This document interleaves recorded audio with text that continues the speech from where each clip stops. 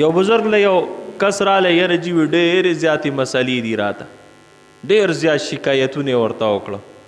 بزرګ وفرمیل الیس عندک مصحف و سجاده قرآن او جانماز تاسو که نشته هغه ویل چې قرآن او جانماز شته دی بزرګ ورته وفرمیل چې قرآن او جانماز در سره شته دی نو دې مشکلات څنګه دي جانماز وغوړوه الله ته ودرېږه مسلې به دې خپله ختمې شي دا د الله نه د غوښتلو یو زبردسته ذریعه ده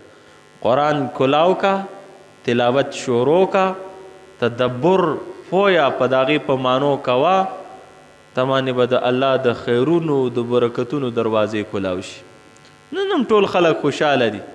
نو د خلکو که جانماز نشته او قرآن نشته ځکه پریشان قرآن هم شته او جانماز هم شته په جانماز څوک ودرېږي نه او قرآن ته څوک کیني نه جانماز د دوی ودرېږي مسلې به حل شي